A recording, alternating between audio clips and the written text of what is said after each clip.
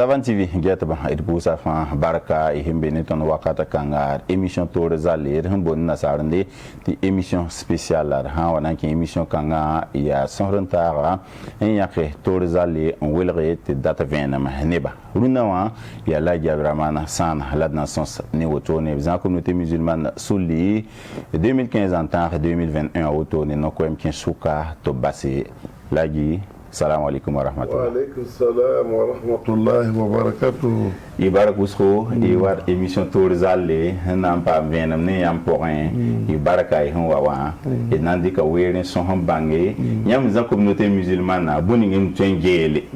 lawa gwami hinzin bene ti lunu yam hilake la hen ta har boninga wa hon wa de bureau lila ma nyinga tengana gan la finga ya bon la yam mi kosro la to tirken bene e rahmanore e rumamti yam sulkenga ya fédération des associations islamiques l'état tout muzin bene la yuma uzurana ya muma sinite torsoba obrika tumna on kon laji umaru kwanda nzar communauté musulmane luna yam tarasko ni kiba pal kan hin suka. أيوة الحمد لله والعالمين ثم صلاة والسلام على رسول الله بيبي تنبونا من نمبركا نتون وامبا بزيام وقنكا وقركنا تي ونام كونسولي تي يام كونسولي نامبا من كوفيرم يتبع بيسي سن دا كيلا توندو لاب يار كوميتي من لاب يا كوميتي من سوغربا c'est là tu viens ou mieux là pour pipi ton encore l'islam fa kapi afa nanko dem bi da fa ya fa bal ha ya l'islam ba ya hambe ton muhammad rasulullah sallallahu alaihi wasallam la gom ha wa ya wuto alors on ton na da ne ba fa de côté suldan be gil fa ya fa ti mi meti suldan bu ton ko ba pour un penra tondo wala église catholique wala protestant ba fa wa me cardinal wa to ya ne bon pasteur wa be te sote ba me namba o vient me namba nge sulla wanta problème no wakata te bala tuta ba entum tenga tumber te na wa zuku bilfu te bang te comité nana ya sulle sul ko katanga ya sul ko le mimiti goma hawa woyika buni ngi kita yela turu wela yum piso bla zaka comité man bureau hambe dala ya sul kode te sul fara kabe lili sul damba wujo fa kape hon wandoka wujo fa ngwan manda porta ne wa kita mo ta hawa nan pa bi le semna ta hanyera bala fu nan pa ma jiga jinde le kita mti yam sampa yi abdulu ngamba e wat manam ti yoto la fédération wa hektar touma ya anze mesdi ya hampa jemse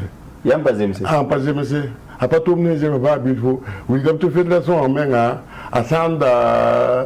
tumla tuma apa som sakil ko ngai boyinga bale la yumar ko na ya zana nanda la bien la meta aller organiser congrès aller organiser jebene sous le taba te kien congrès n'a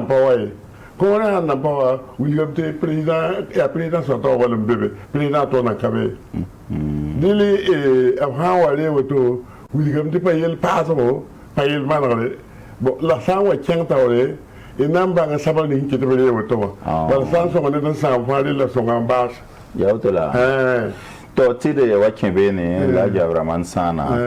unuwa non ko yemi zinti o zindigi bureau nanzana nanda to man congrès to bonti bureau transitoire et yam sakamti yam lakam ba communauté musulmane na zabru na runabi ton palake ton serame namba te ton jeune tenga le besoin ni pour moi ne pas t'avoir pas me miame dis vous avez ko ngati yelo wa to en wa to le fo samba même man suguri ti say man Allah rat e kite e lig ma menga ya hawata wa lo ga haram no lo wakata linga mam ling kenga yam mi kan ngoa mi don mi ka o wa nda tan dire tum nam ba yam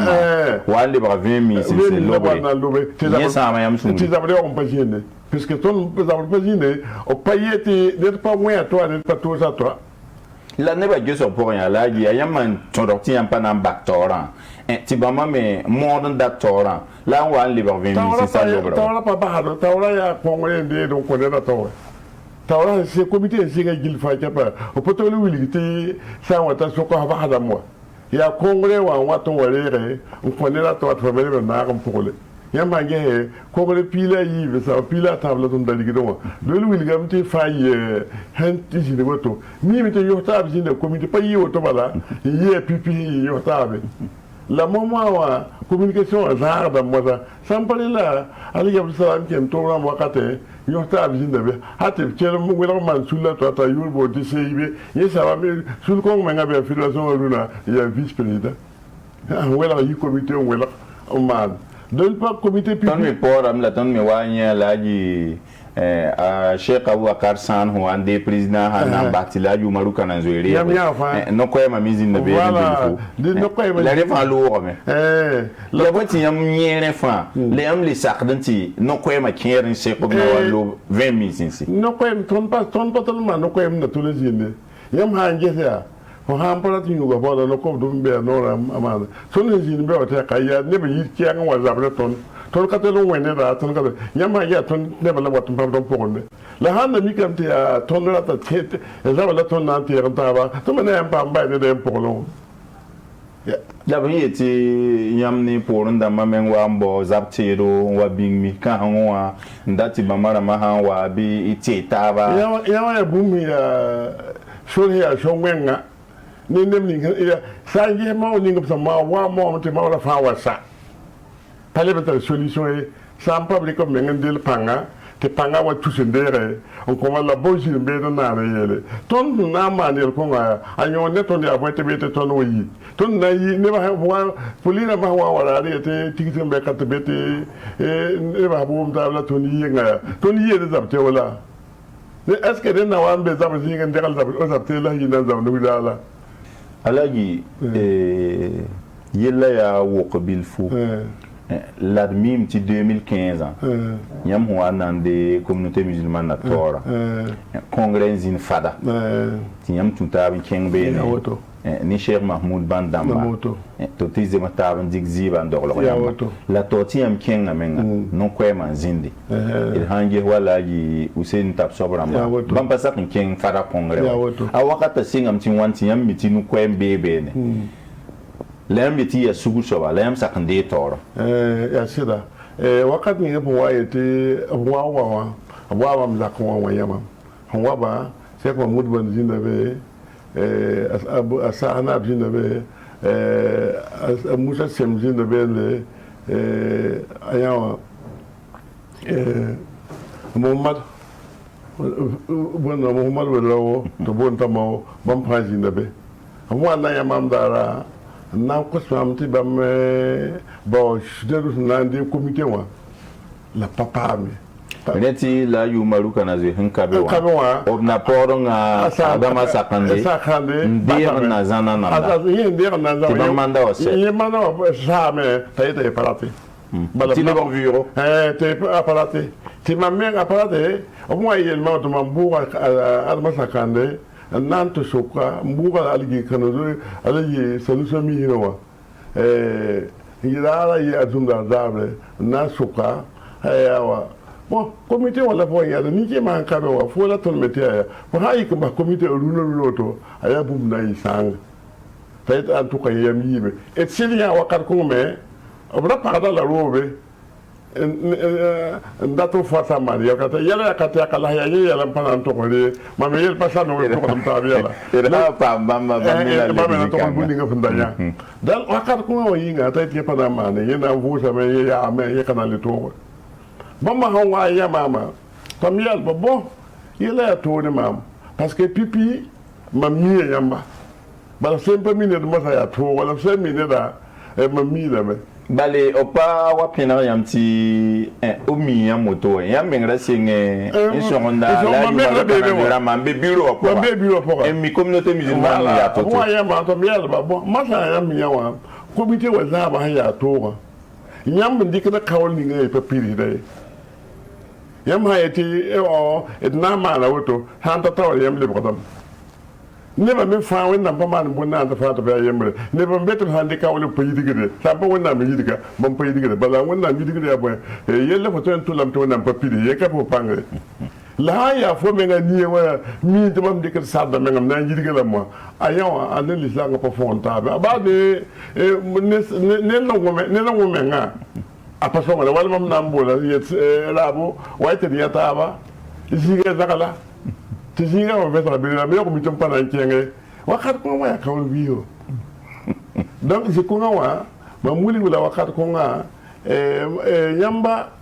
yet mam de tawla ya to wa champa mo ne da ton toy songa me to bet ayo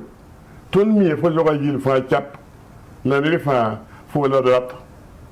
ala Cheikh Mahmoud Ban yelamti ala ya Rahman san sumre yikre toto la nene fa ya ton te lo to ken tora la don ba mi to na wazamba ton mam yelame bam yel bla wakat ko nga mam yam sa wala tin yik mam sa ni ni ton nande ka mam panan to mam panan dik te bu mu ko dera mam panan ba bi to dik ne bu yam to sa pinda shamiti ya ko da fa isakame yel kay l'islam ba tum le l'islam ba ne fa sa eta panandira ya bum pa jemes de watin ki ko ko et kele ya la beno la isana entere wali longa sun porin na biya melam ti l'islam ba tori l'islam han yik mengen nam bo bubra point sobi woto l'islam yam ne ngo ya ko ya ba mo wa zakka pa bo bi am zakka lam wa ya ba mo wa ko mam am yel blamme am condition am nan bebe bala bo na to ta fa am wayel mam ti bam datte ti bam song bam ne yel ti bala bam yeme ti yel ko sa san ka bam bu yiti bam to yawa yel fa to yawa sa dat si bala to mo ne na dat si la to am ti ta ma yel bi ti pa jëm bi ti pa jëm se ne na dat si la to am ti o pa ya ne da weng ma ro mam mi bu ni yawo to la ya Rahman sana kwera wa nye nyamba na sikni wa nye nyamba na to mo hiye la so la ni le fa nyamba sakam ti ken fada parce que bien la mti bamba na sakam ti yeli son nan to na ye ne ko ko mi fa na sakam aw nyamba sakam ken fada ma min ken yawo to la mam da jiya da ya biwa yele mam yele ko ngala fotum son pa jemes saya wakat ko saya la sanda to ga yele ngom ko nga mam yik al kawlinga mam le mam de ko nta auto pa wani yesa ba nyam da zema ta buni juba ba yemre yam ba la kan ba ye ba yem pa yak ba yem pa wane mam pa le pore bam me pa wa yele ti yele ko nga yinga la ton pa laji le ba ndiki la kwe pa fa la tingo mruna bali wakata ya kwe il hangi yam handir fadan le bon wawa yam pa tonti nebni sinda ton ron pa nan ken fada ni yamba oble bon wa communauté musulmane na tum pori ya situ be ali lama obya communauté musulmane na tambisi la pa le bon wa nan sa kan tum ne yambi yeso ba nam sa yambi yesa ba nam sa mam bala tibunga avant de ton ken fada wa ne ba falo o ba mam ne limam ka tali bo kar kazum san wala o wen wala 14 wakati mi ka tonka te tonta contact ne ba to shen tap sab me yel mam te kala wakati ko bala bam na nyaata ba te to data bin kem ko rew be alhamdulillah la to we ya te de ba fanto be fara te mam limam be ka wi de ndo wan na yikawa ton puta mara ku pela nite ba fa be fada ya wala wa shen na wa yel tondo 14 pour la wa yel bati bam pana to gonchene pana to goncenga bon ton ne pas de solution à toi ya te ton lowe na ekirkenga to pa zamo fa be ton to pa zamo be te to ko ni sumbebe hato bebe serando bo kongole ma bebe jinge ikala den woni gamti awakata menga payam menga en wani bureau a makran na ti congrès wa ram fa sakri pa wa ne ba fu ya sul ni zemu wa sul ni wa nyen yam ya ba mo ne ba je bureau wa yele yo na dat yam bureau a to ma na fam pa suite ba ne yang ta wa dum paninga den yam ba yeti yam datam ta zagal ne za jimika na yam ti yam mana pa yele ya da bi ba ye ba me den bureau pa yam bureau ay bureau yam be tor ke pa yam bureau ay ba mam bureau mam chongo ya comité nan bureau mam da te mam da te me mam nan di ka wona ko mam yam ni ngata ka mam chon comité nan top ba yu mo no hanta to miki ba me tum na pa tabrabo to be ba wona mi ba to ndore bam wa ko kala yu ma te quelques woni ye to bam pasake la yamango motea ya sul on wa nyi yam yet yam de tora la bam tala bureau a mama dama taba na yiti yam shon taba mun gam ti yam ba ha communauté musulmane na ti ya wa ne ben shomo ha ti yam pordo non communauté musulmane ya bale yam yo le na communauté musulmane pordo mam na ga ya la rati te communauté musulmane tum na ne intérêt yam mi te ton be communauté ne be communauté musulmane duna ya tum ne intérêt wana ya wende ya nabi ya masa salam wende Allah nabi ya ma ya shida la ne bi ko kombe be wa ne mam bebe tum na wate songor comité la pour la loi bam da ya wenda la biama ne me bebe ti ya comité ndir la bam de kenen di la be on to ni pa tan ba ya wenda la biama yinga bam da ma be woto ala yi yel beda yibla ton datin ngom wa paze mataba wenga la diol wa yam jela zugo yam ton to ma bayu manu wa po yella yemra ya wa ligida zabo wenga e ton wuma ko kater se bene wa boutique se wenga wa songri yibin songor communauté musulmane et wa mieba mi kan hanwa lortore yiri madrasa centrale et le ba l'imam ha nyakra et segni ligida wenge ligdu wa ya bon zulu yaran simi ligida pipi mam na am wan tawa bam na woli go boni bala mam ye la mete la tamete kos te l'islam fa gis communauté musulmane ya saba te bieti ya nyawa ya mosquée centrale ya mis katanga zo ya da li na mo betna na me wato pasa ko way wala kada fi na wa kawa akada fi to ro ko be mi na en pale be be yin kita pasa ta way la be ya ko ndera ligidme la ne fa mam bebe la ne ya ngabe mti ya pasa ko ga nge kitamti yel wiso sunda be ne tondo te sawa pa occasion intention beto no wini gito mam da samba meto commission de jiwa ya hanna yin ya mengan tum yiki so ga menga anda pa commission no pa bange ti pali bebe amwe pare bebe ayo msanda bangante ya be pare ya de parce que pipi ti boyinga parce que bam wan to mam lebli ci ya ne wensa mam sam te ne wensa bam mo li blam te ton ma de moto la dabne mam la maro to halin to ni ba fédération me fa mam sam me ti ya bam me nga patum da te tum no pam no wa le su la pami na mara ya ko mi pa yira de de rale fo be tum la même pa mo de la te bam yete to ya woto ton na mo da ben tum de comité minimo bange ta sa ya bele a so to bele tuma ti mam yel mi wa ton da tame ti di get comité ti de be fa ka ton to ma ta ka be ma na ton to tum to ko to la ton pa to ko ligit la do tene yam apora yam datam ti communauté musulmane tum bera la yam parati ko so tem ko wala la tenga miel bo buni ngi betum nan to ya la da mi so watu ne ligida ka ko tonna wisu fa pata tonne ya wenda rap la haya wenda rap da bam data ti bam tento on pugmiyo wakata ti wisu ta juno ko be maka en tento on pu la far miro pu la ta pu mari pu safo ti wakata yebul fo sam to on pugmiyo wa bi fo pa mo yu pini ne zak yel somde bam yel somna zo wo am ti bam le borom pa ton be cadre fo sam pugmiyo wa na li mama te pu to ma yel som pisale ko wal pisale nu ti ton yeti pa yele na na yeti ba mu yika ne mu pa to lo tonna on wa so tondo o meto pa na ma ne we mam data mi ya ti ton da hambe kawa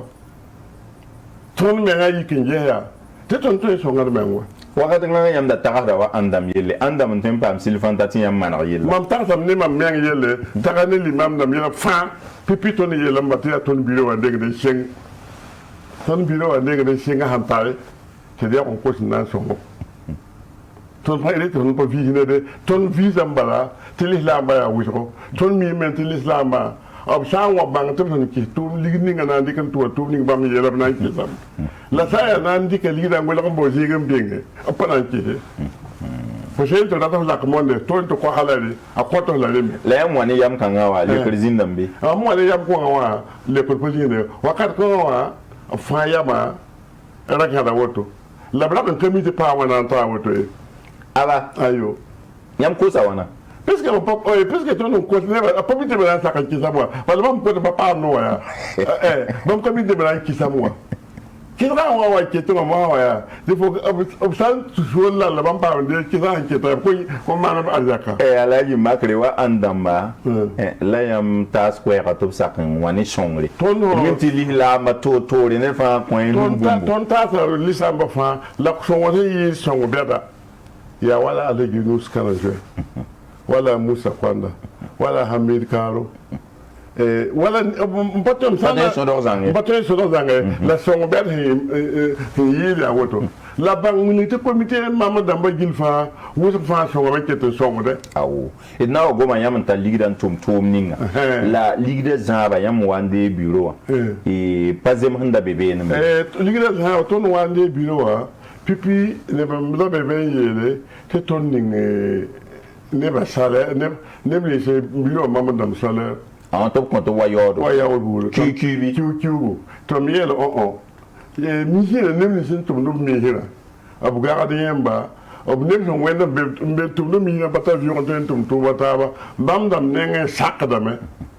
la neta be yi en wato mpulu la le ko de to ko shon fo bala fo wa ba ji mpulu do wa nan to ko yel tum ko ba yak da ko ne do wa fo saba ton ha yi bodo na yi song fo mi ha ya bum so baje mi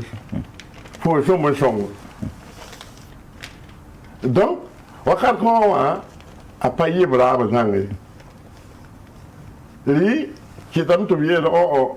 fo ya ratma na ya to mi o ya la yibu mi ya ma na fi sabila ni re ya de yol bila on pa ke li ko po ne ba watum pore hale ben tawala no lo ko bi gane ab ha wo ko ya ton pa ya kalir ko me ribem nan wa me ko bet hon ko ti ma man buniga donc william ti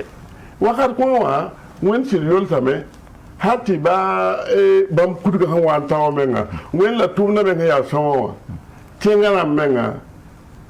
obna ba yemre akabe duniya he akisa milionu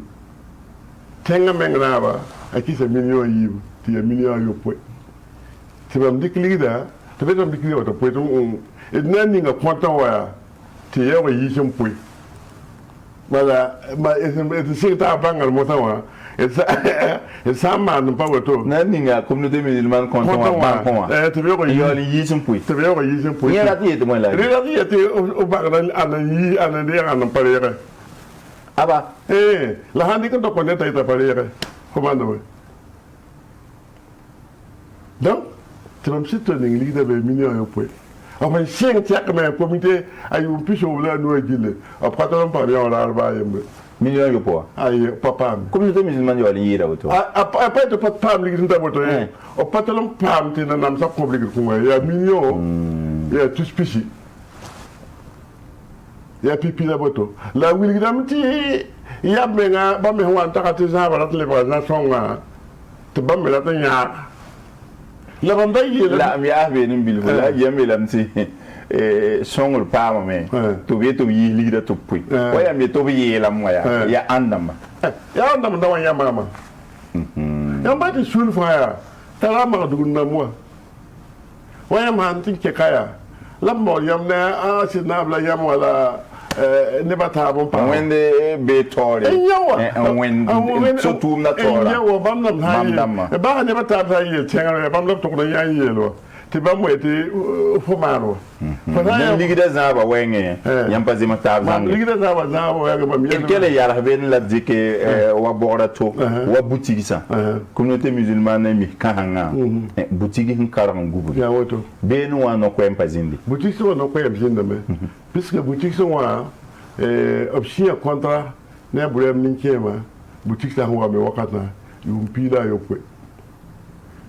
yokwe wa abuyam nikema rikalum suluye la neneba dila yu ala ka sado ti kiufa na ko da committee man million la zaka yum poka ya wa million wa ne bi million piwa la wa te pas mal de te betu mal la million wa yum ta to ko committee man la ton ndera hay kis pipi ki de ma awaye pakete ya a pakete bon nye me ya gomna to ela nye kete ya comité municipal ensemble de sampare am sa so don dira me mam na wato ri mam ye bilo ko mam de ta kam nan to sam sa na man les bons wen woto ne ya Sonabel courant farci boutique ça n'a pas ça boutique ba no bebe comité on a parti à parking te bari comment boutique wala so do marina market ba boutique ba na bamba abia boutique je ndé ko boutique ba no o ndé ko gahramba la tahbi ko hadba la ko de be no ko rete tamaro ramba par faire le bomba wakat ko ngawa boutique ko c'est la communauté man y panara briam boutique bele y la communauté man deda wakat ko ngama mo wa yetir mana mam yelam tel le man boutique ça récemment te banga ngese abia wen men la ya wena la bilira de kenga ye Kinda yam da pami ayo yam dira tekla yam bon namba mam dira tekla to mam bon namba to ma namba nga to mi kam te ne kien bebe entre boutiques yam bureau ne ba bureau ne entre boutiques si kien rete ya ni kien me wona ya ko kan de ko ba ay kien me la ko ta wele la to mi ele bon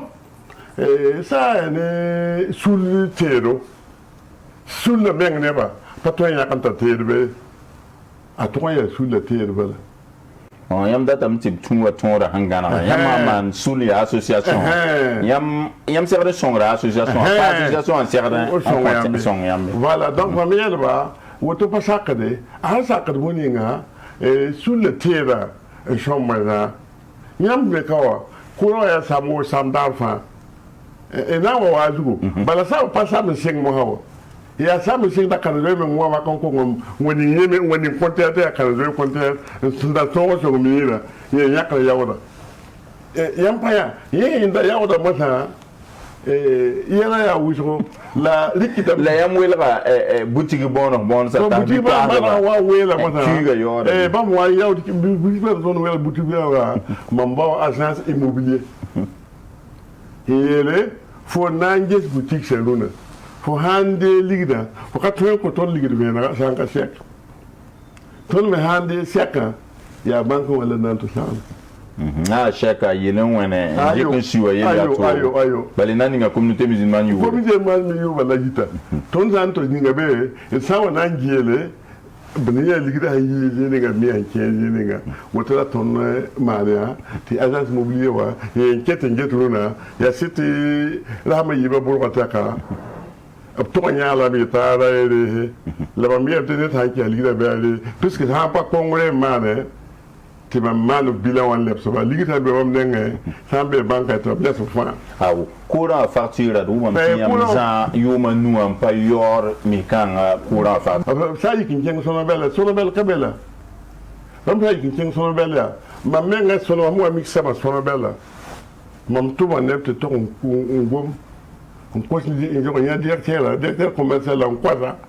ta wili ton naman buninga te ton man sama gil fa chape ento yaw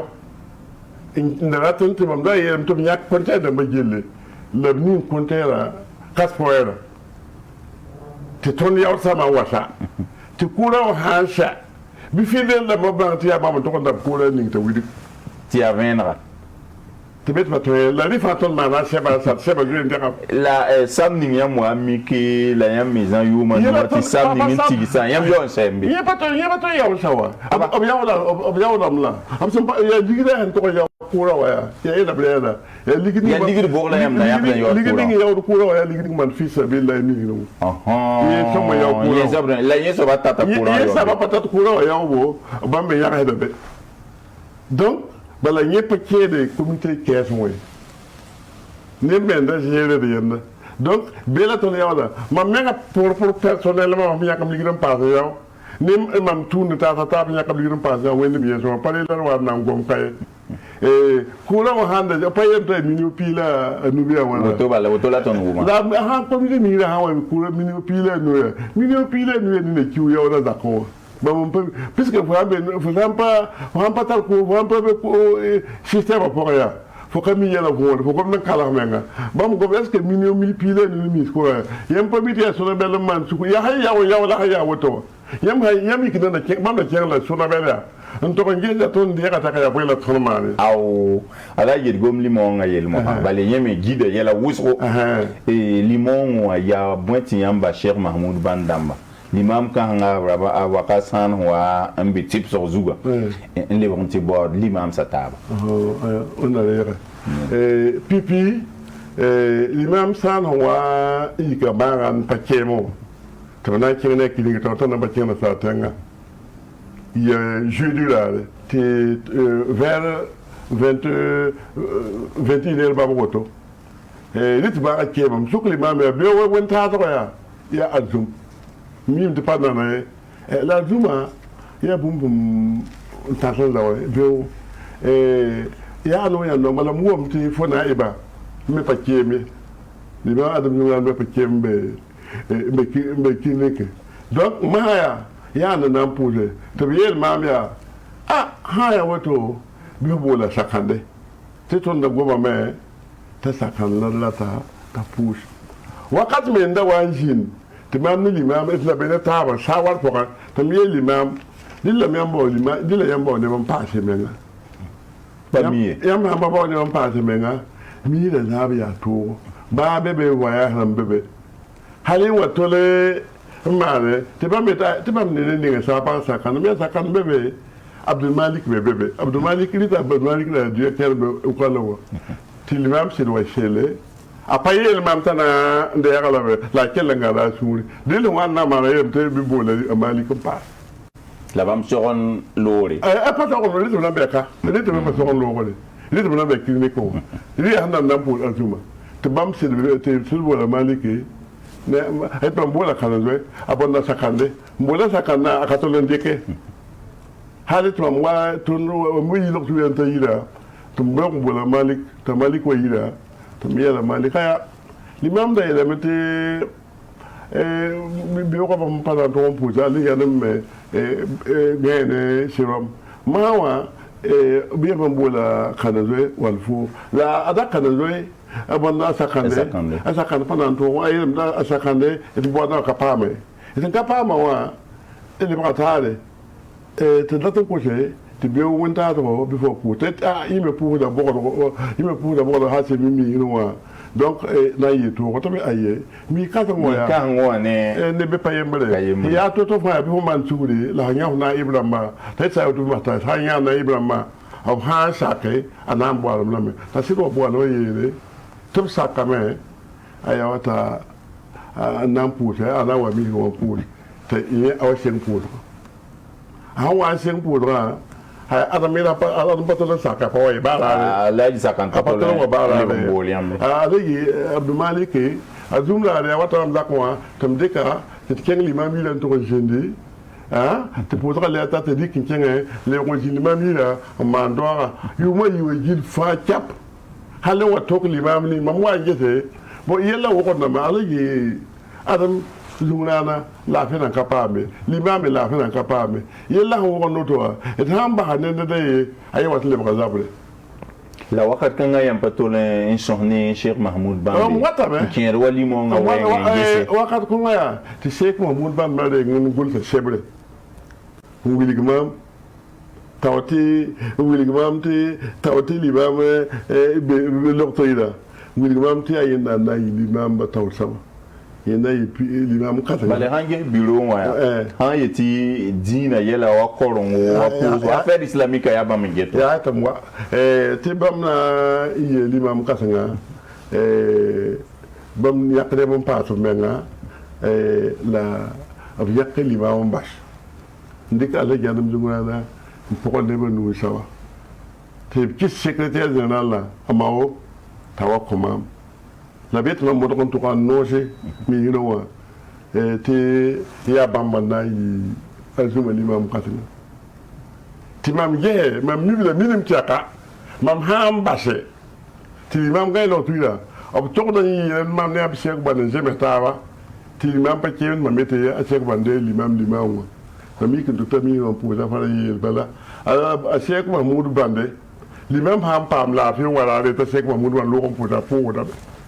la mara ha mam ke ta pare da ti limam pa ki de pare da ji gay haye Yam ye la auto mihira pour. Mi le mihira pour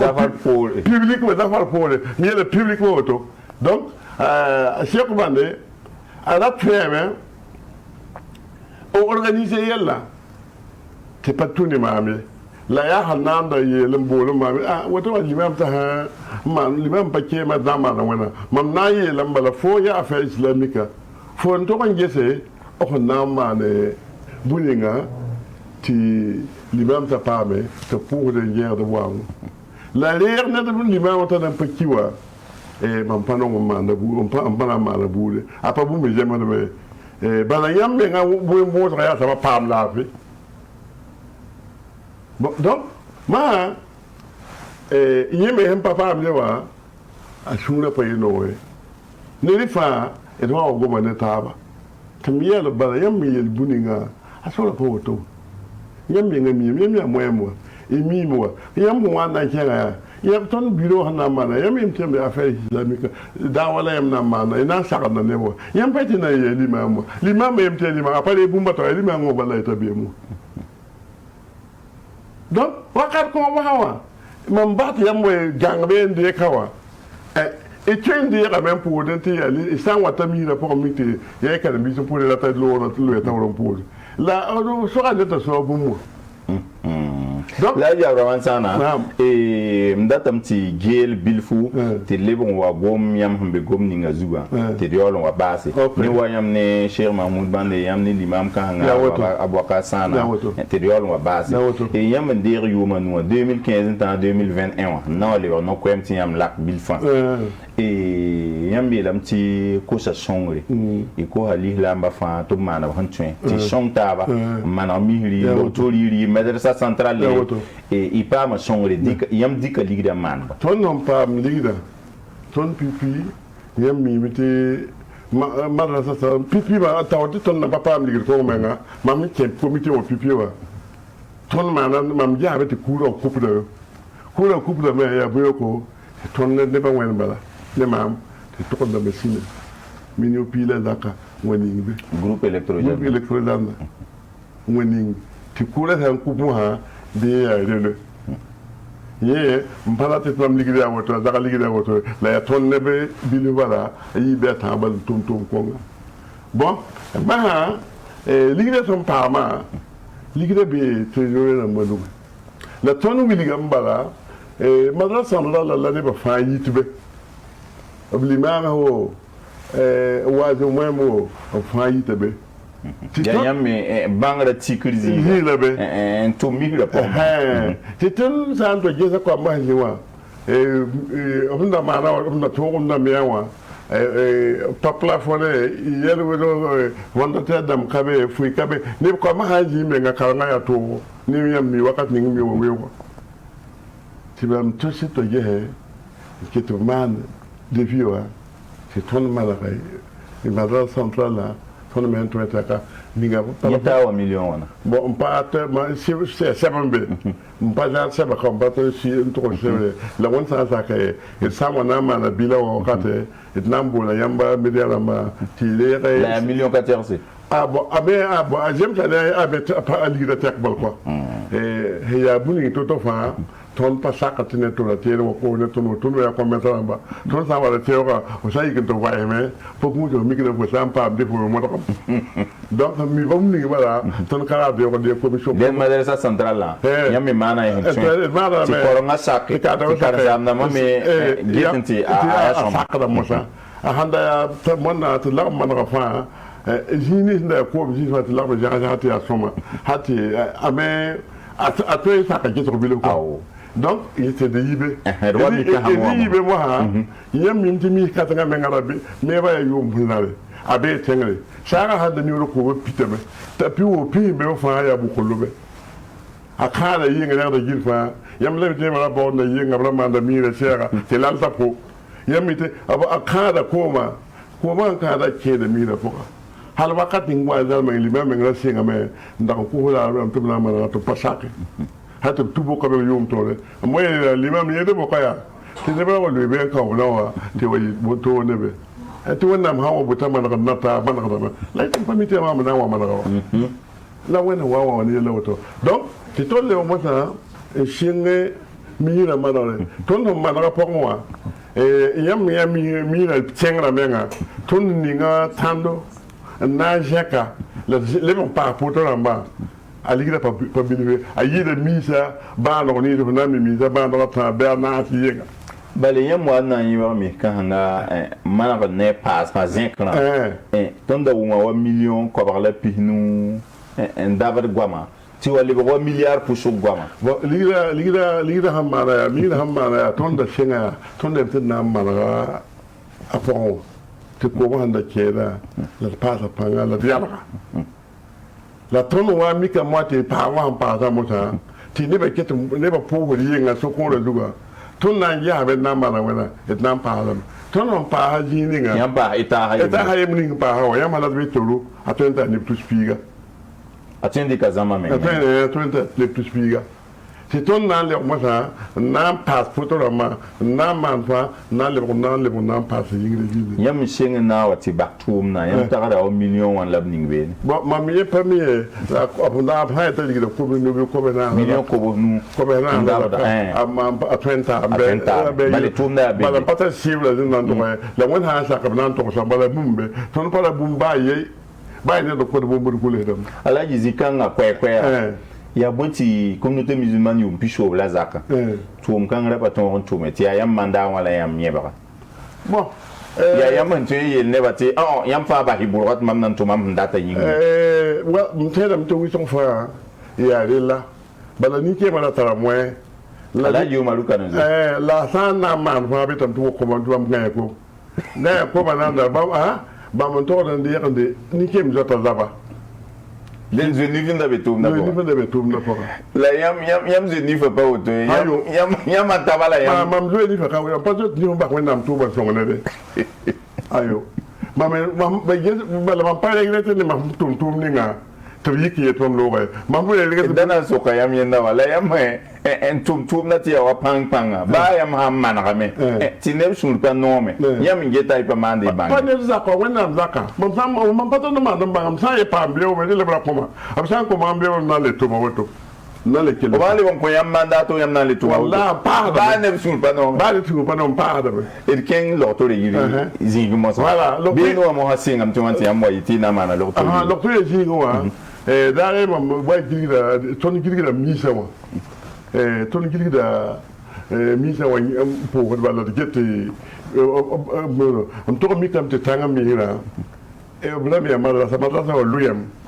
ba afrika be le mam geta meti zakaya bere tam ya anta tam zugo nem sa wajin den tarsan de zakata tawoto sheke bramba yamwa ton wa pa ton met ko na wan ton pa mi hira watan po ron yeye la vue auto fa ayo abramba ni gab yamwa ton sa pa ton me ton po nam na wan ton ya iram la po nam ton la ya yam la po nam ton la po nam tamiel mi be balala mam nan to ya comité de ba et sa ngum taba ton na mala lokto yirika la ton pata to ya yamba ya mam ya ne ba taba to dan lo gida malaka yirika be jinga to ande ka bala ko de da pa be jinga to ya ton na malaka pa go ne me la dan ko se ata wa so de le da ka nan do la de yima tara to mun tum ne ton so mun tum ni si ti ya tenga me tabeto wallahi brata am sir wala bon to ne ba mo an to sa fa yam ti asuma la ligide be tambi ay ligide be ngon ne ngo ne ba ha ya tum na ha ya venra ne ba nan to te ton na man pura ne galo ton pipi ton to ga li jamal ko mo tayet mambala na ko la taw ko em tuuri nin ke be zakam payit ay ye comité trésor de ko de me na ko la taw ko em tuuri e han na man be wari kam da ko ma tamit alhamdulillah wa ha be zakam payita yes fa da ko ta ko em tuuri da je hembe bi yenga te ton si di yiki na mto ne le premier père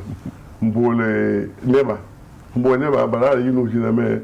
comme ça belle fa wi ton jina me rien la ya mi ka ro fa jina me ji ko na jina pour me to na songam la yi no ji ta na songam moi wonna manam da yi no ta na songam me asit songam ha ta na manam asit manam wonna pa yi me yer konga ta yi no si de mam na songam me hanta wa mi ko ta mir ka do tos ta wen fa tos ti mera anatul bungu be boy do to ba ara sima kata wala yime yeti mena me na kidam ti suldam ba ne fa kidam ti bo tonna tu spiga te le tourna ayi no gi la bora mo ya sima bo ne baise halba lu na baise ne sima ketame ketum meta ba be ko ba ya mai gida ban ken be mo mota ina fini to do ketum to ma me la ya tu to to lisla ba fa to mbe a ketum na da to ni gel pa ne zakai ha ne zakai to ba ba da le ke to ba wona to ba wa to ketum be to mbe den tum kanga a ketum be mana dabra yam sumuna mi no wani yam enye ba mam ye ba ipa ye da no ya la ai ha wa ya le pa be ma be ne weno hawa ya ya wen ta da ta le boda ne ni ya to so mata a kin ta ro wen ta da ta yal ta wo yam da tiera la gi inis kanan zoe en son yam totoa ton wuma gwam hantun de wabam nenge ne bam tom nta la gi kwanda tiawa communauté musulmane na zaba point yam pa di ko zutan totaba ti bam fa yol da songra yamba da te tota wo ton patolen ken mam ni wa famille la toy mam patolen ken le ba en toy la ayinu ko mam turi abuja ko mam mo ko benu pa yele we mpale be ken to gom sen ne be ne fa songra to ne fa songra wala l'islam fa songra to ha ye to yo taba me mtento to bilhu et batar se kanyam na to la ya wa bam komer ha po la bam mi wa ba ta ba ya ma mo an tier so ko mana xam me yam mana yi sabab ya limam da samo mana xam ta ba la limam wa ci lu ya ba ti lam di ke la ndokol mam ton jine mam za ko kiu da ham pita mana xam me o pana so la ma jil fa cap o ndaka to ko mana sabji ti sa be la mana fa aw pour ça bala zikanga ko mo ha alaji yam ni politique aramba nyam mo ra sir pa wum tabla handi ko matore ko wa simion sa wado akelema sa wado pa wum tabzin yam sukla on patalo mam ni politique ra patala bien politique ra tem parat mame la pat mam patore tem parat be pale mam pamano parat tu mam vota wande wa fa vota da mam me songa wande wa fa songa mtwe no songa ki mininga depasam bala mi ba ham to mi kin to jene ministère wa ni syndicat am la bo boy goma hali ba to len kenam to bo la ba yemle peki tati to da ran pi et leben longwe yam ni limam ka hanga Sheikh Abubakar Sam mam ni limam ka hanga ayi yo ba men teliam tiam du to way tiam parato limam patel mam to duye limam patel mam to duye ayo tel to ru sa te do ya da bu lop ti na taru mam da so da limam mam so limam me ya handa ta l'islam ko koyso ti mam so da e hanje me yam hanje so wo me ya mam ndik limam wat mi hiro yam wen dik wo ko le limam wanta be so kat man na waade to ndik mobilan de kala ran ko to yo ndik da jeng na hamane yam wen ndik wo ko wa hala wa pa mi wo te ko nam pa ma masa ni sa ya wa me ya sa l'imam wa man situation ni ni mama ya wenda yenta mi buri ngbe na l'imam mon pami bali ton wa wo am ti am kenga fana santi l'imam wo wa anti bidon papa mo me l'imam wa yikawa l'imam na yi hôpital Blaise Compaoré l'imam yela mam am deb de tipo la sa tenga la ne sal kam yu lebra ne kretum lebra kretum pa lebra wannan ha wo butum pawa wotuna wotula ndata ta atukuta deba ta me wala mabinga yemre est-ce que il y a des bébés de toi là on toque hal imam be français bon la taba il manda fa la judo handa be mama yida nyami mita ni Cheikh Mahmoud bande pour dam ta yu pita imam kan ni Cheikh Mahmoud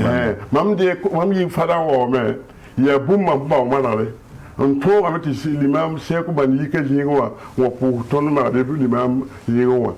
le ben to l'imam kengbe yel ko fama mana be neri fa a pugum taba kellum pasay yam de ba mo ambe français be to na khane kies la moja ya wela yela ho wala woto wa l'imam pa kemi l'imam mo ambe lo to yidi kawo menga ne bu so kon keng fa pa tempa ba nyaye ba tambe ro ko ya akata mbang de wa yengo l'imam ben na yel mam da l'imam yel mam da hôpital bled comporia président mam patete yam mam no ambeka tiya boto metu wallahi bi ko be fa motaka lam ta da ka bitel ba kede pakeda mo sa mam men pour pratene jangu mi o me wey bu yoko la mam yoko mi to banda ne batawa ye ya wala saba ala ya dum zungulana men yika ba ga jubo wa te ton na nges fo to wa na nges fo wa a samira metero ko bekede ti mamele haya wad be man tura ti limam jumran kaya en jaba yabna yiba ahan ban me hawaji ti yella wata ninga abada ba hamyam dam da te be fasaade ti alimam adam jumran yeba be ke jura president e ban sugure man do ba do wala yi limam ne man panya limam te pa ba nan ke jaha alayi de kolra chansra basro so sera yimin kete wayam dans communauté musulmane na yumanu ndorlo mengti coronavirus a ken shokti kongre encore ti walibre yamba to zanana na yam yi hitorin ligdin ken be ni tenge lambi ba man tenge be mpana ngele mamma na me la communauté musulmane na keso wa kolon wa nyakin kenyam nenge yam tenge lambi nyakin ke mom nenge mom do kwa teka ne mizio hanka be wala na nanke ko mi ma ligin ke mom poate ya na ba nanke arabi saudite to nyak mam to nan tun kerbe to confrère de mission la ya leta wa la comité ça ba wa pa yakal ya comité ça non pas bien wa ti mam tun kenge mam le bo wa me am tobi kam tiri pam da zalam o ga zalam mam le bon me frère de mission en kelam ga sala comité keso mam to yetam du comité ligdiade pari comité o kel ala ya vraiment sana goma wa ya wusco ti l'état wa men wa kin hanori gouvernement wa tikitake na zakumi ha kelema sa wa do nge dina ni karansa o binya kamen yeti yam bahna nanti bureau provisoire za nyam dat yella base on na yinere l'islam fa yuringa Burkina Faso yuringa ni wen la nabiya minga ya bon wakat ko ngama mamiye la me puisque wakat ko ndom do ko se mini kilmatum na te yablam tawte yel ko ran pawa apare mami ton le mpa wata ban jinde shermuni jigen tale ne tawa tum teba to bele bam da tin nga federation la wadem la handa reg mam pa gusi bam wa mana saba bam pa man to bi wala sam wa bi wala sam du no we bala patem mala ko yamba we mwemba no loere to ko no la ab me ka from kabde tenet fami tenet kiume ko hamma nete pa apa biere ayel boni ko windam nan to bam la pari la to no bawde ma mamda na yawa ya bunyinga balam tara kaseta ma mammenga yela bon wala ken fada wa na ken bobo ya abi tikri yebo abi mam handa te bam da ken bobo wa bi bam si blan yele te ko ngona wata me pana mbawe ti minute simi sa wada ho ya minute ta wakat ko bol ma yele ne manam yele me te tu vois en date bam da kyang bu yoka condition ayen ta ya fo chier ti congrès wato wala mi ayo on pas na chier le congrès parce que si ti congrès wato on pas na mbo ya mpo e wenda mi ko eto la ba wa da ya yeda de yakal fo bam pa to yete pa yakatam la han pa vote yambala yamba pa pas ça de base la izana yella hantu mana ning ti nafa net fa ya ning bo yella hantu mana runa mam wuliga me ko ni mana bo pa to sore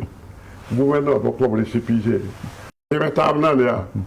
nyam berbera ni tab so je ne tabia ya mo sa nyakne ba li mo ta ton wa ken ko ro jinga do ko impa jinde do il buza barko so alagi puisque mam gol la lata muli ba mam dawa ya ton jinte nyak e de nyak sul fa yak wane nonu be yire boto yam wanda tan ninga amul kon yes man ko rewa ka problème ne mame parce que m twendi ka makre ti wala comité ami e comité parce que yemi ngi jinde be ti Cheikh Ban ne Mahmoud ne Ali Bokar Sare yele ta aba Mahmoud Ban